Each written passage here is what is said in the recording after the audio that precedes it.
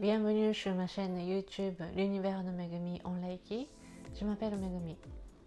Megumi, ça veut dire apparemment en français une grâce ou une bénédiction.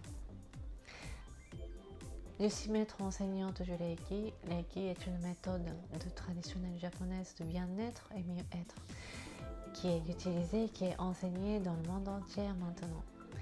Grâce à tous les praticiens de Reiki et tous les maîtres enseignantes. Je vous remercie. Aujourd'hui, je vais parler un petit peu quelque chose de très personnel, mais moi, ce que je trouve bien, le fait d'être initiée en France, à la française, à l'occidentale. Pour pouvoir parler de ça, peut-être qu'il vaut mieux de parler un petit peu de mon parcours de vie. J'essaie de faire courte. Si ça vous intéresse, je serai ravie. Je ne sais pas si vous avez déjà entendu, j'ai parlé quelques fois dans les autres vidéos que voilà, je suis née, j'ai vécu au Japon, mais je suis partie et je me suis installée en France pour exercer un métier de maquilleuse dans le milieu de la mode. J'ai passé ma moitié de vie en France, vraiment. 2023 ou 2024, c'était juste moitié. Oui, c'était vraiment, j'adorais ce monde de la mode. J'ai rêvé et je voulais maquiller les belles femmes pour les défilés, etc. Je connaissais personne, je ne parlais pas le français et j'avais rien. J'ai vécu des choses assez dramatiques et difficiles juste avant de venir en France. Mais j'ai vécu les morts des gens.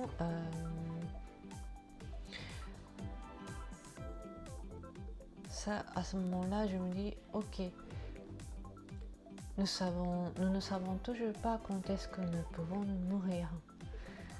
Et à ce moment-là, je voulais plus attendre pour vraiment me lancer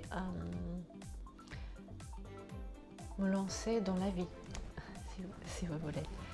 J'ai été toujours à fond, de toute façon, je faisais ce que je voulais, mais je voulais vraiment partir à Paris. Je voulais vraiment m'imprégner, je voulais me mettre dedans. C'est un milieu assez fermé. Nous ne pouvions pas accéder si facilement comme aujourd'hui. D'abord, j'ai commencé par aller à l'école, une école de la langue française. J'ai commencé à faire des amis. En même temps, dès qu'il y avait des défilés de mode, on y allait avec les amis. Bien sûr, nous n'avions pas des invitations. À l'époque, nous ne pouvions pas rentrer sur le défilé si nous n'avions pas l'invitation, si nous n'étions pas invités. Mais il y avait quelques designers, jeunes créateurs, ou parfois même des grands couturiers, nous pouvions rentrer.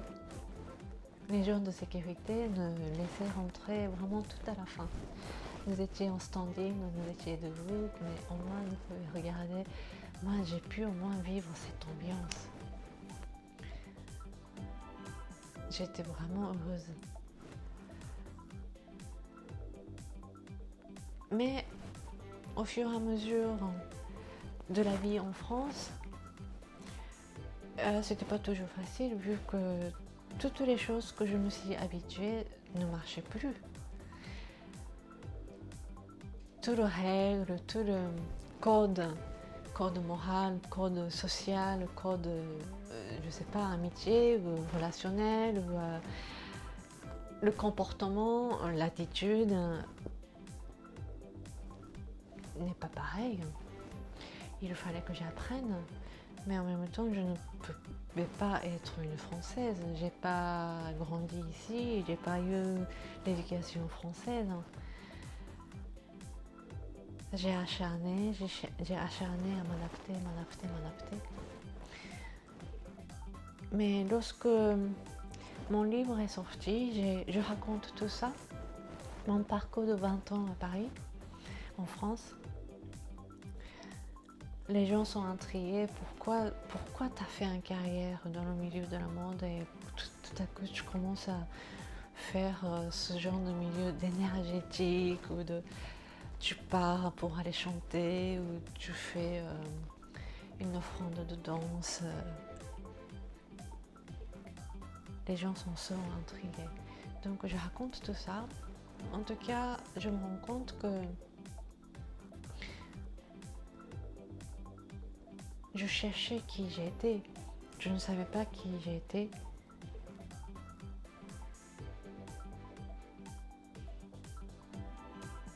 Je cherchais, je pense, qui je voulais être. Au regard des autres, mes amis japonais, je pense que j'ai été quelqu'un de très courageuse, aventureuse, voilà. Mais à l'intérieur de moi, je pense que j'étais toujours instable. Je sais pas, quelqu'un qui cherchait en tout cas.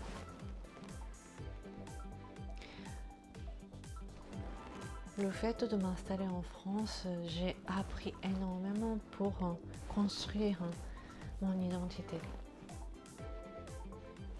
Et d'autant plus, je rencontre donc Reiki en pratiquant. Je réappris qui je suis. J'ai retrouvé ma personnalité, surtout j'ai retrouvé mon origine, d'où je viens.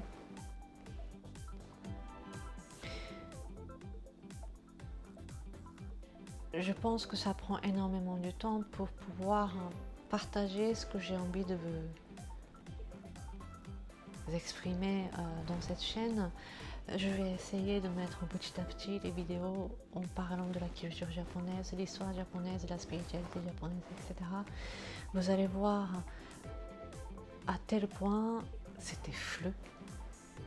Pour moi, c'était tellement flou sur mon pays.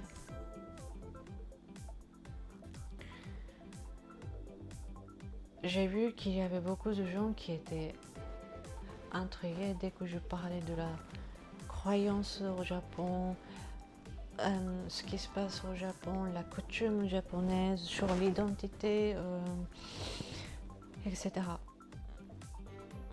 Donc, grâce à ma vie en France, j'ai appris énormément de choses sur mon identité et sur la dignité aussi, le droit de l'homme, cette force.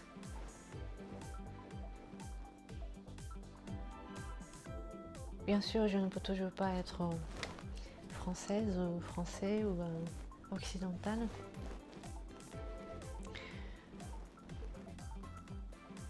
Quand je suis au Japon, parfois je me sens être une étrangère aussi.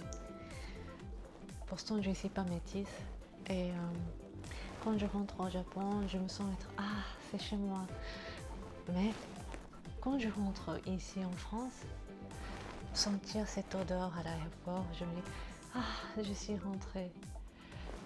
C'est bizarre, non? Donc voilà, pour vous présenter un peu qui je suis, peut-être ça reste toujours intriguant pour vous, je ne sais pas, mais à la fois je suis japonaise, mais à la fois je découvre encore et encore et encore et toujours sur mon pays. D'ailleurs, il y a beaucoup de Japonais aussi qui sont en train de découvrir, redécouvrir, reconnaître de notre pays et de ce qui était comme pays et qui nous sommes. J'ai l'impression que c'est pas qu'au Japon ce qui se passe. J'ai l'impression que tout le monde est en train de se poser la question sur l'identité. Ça reste toujours mon point de vue. Hein. Et en tout cas, mon but de mon enseignement à travers la pratique que je l'ai acquis, je trouve qu'il y a beaucoup de gens qui sont déjà initiés aujourd'hui.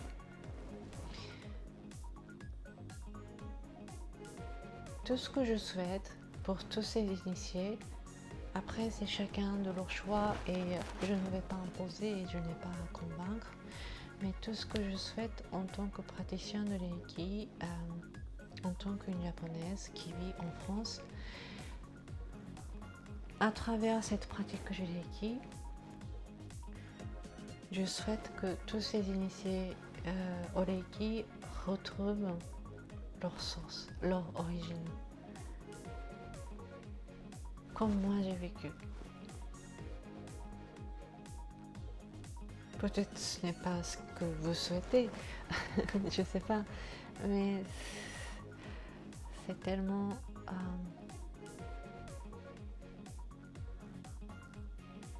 je sais pas quel est le mot serait juste. C'est tellement magnifique cette expérience d'avoir retrouvé mon origine et de retrouver la source.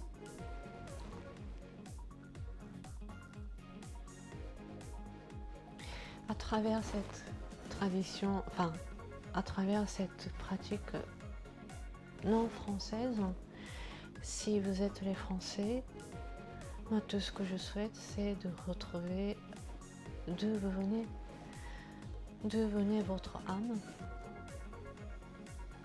Si c'est nécessaire, la réconciliation avec votre origine, avec vos parents, avec vos ancêtres, avec toutes les vies qui nous ont donné la vie, qui nous ont hérité. Oui, ce n'est pas facile. La réconciliation, ça ne veut pas dire tout simplement oui, je m'entends bien avec tel et tel. La réconciliation et l'harmonie, d'abord au sein de nos pieds, au sein de là où nous sommes nés, ça peut être pas mal. Après, évidemment, vous avez des choix et que vous pouvez totalement refuser de ce que je dis et ce que je souhaite. Ce qu'il y a de rigolo et ce qu'il y a de bien, c'est que Reiki est né au Japon, mais c'est tellement universel. Dans les gestuels, dans les mots employés sont japonais ou peut-être il y a des attitudes japonais, mais c'est pas grave. À travers ces pratiques, Reiki nous emmène toujours, si c'est nécessaire, à la réconciliation avec notre origine, notre source.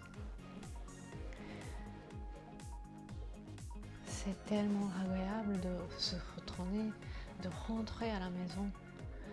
La maison, pas dans le sens un objet ou physique. La maison, la résidence, où nous nous sentons la sérénité, en gardant bien notre corps physique. Cet état d'être, de « Ah, je suis rentrée chez moi ». Je trouve que c'est la clé. C'est la clé de nous déclencher notre bien-être, d'abord peut-être individuel et personnel, mais social et collectif, et mondial et universel. Si chacun, nous pouvons nous retrouver chez nous,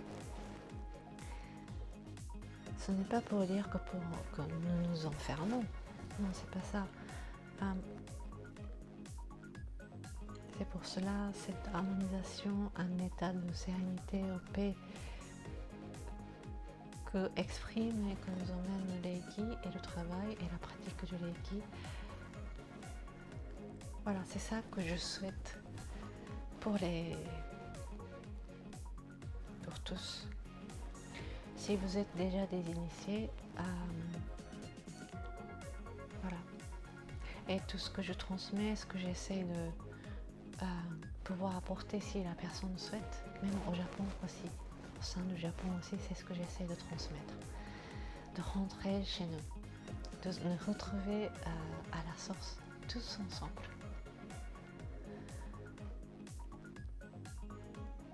C'est un joie immense, c'est un bliss, c'est ça ce qu'on dit. peut-être il y aura d'autres méthodes qui nous emmènent dans cet état de nous sommes tous ensemble, nous sommes bien rentrés chez nous. Mais voilà. Donc pour cela, tout ce que je lis, tout ce que je vous partage, peut-être au regard de certaines personnes, pourraient penser que c'est quelque chose de trop personnel ou subjectif, ou je sais pas, quelque chose de national. Mais moi, j'ai d'autres points de vue. Je suis japonaise, à la fois japonaise, mais à la fois je me sens parfois une étrangère. J'ai bien vécu le bienfait de l'enseignement à la française sur l'Aiki aussi. Le pouvoir de la langue française aussi. C'est ce que je partage souvent. Auprès des Japonais, auprès des Français, auprès des autres étrangères, ou je sais pas, d'autres gens. La perception du monde à la française par un biais de la langue française, ça aussi c'est génial et magnifique.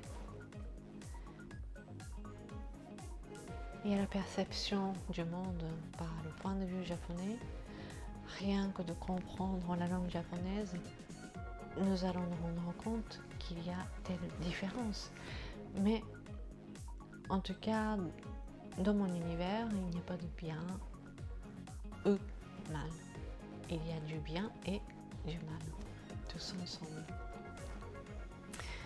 Donc voilà, je vais m'arrêter là. J'espère que j'ai pu vous transmettre, j'ai pu vous partager l'essentiel et de ce que je souhaite, et pour le plus grand bien de tous, en harmonie avec l'univers, pour toute forme de vie.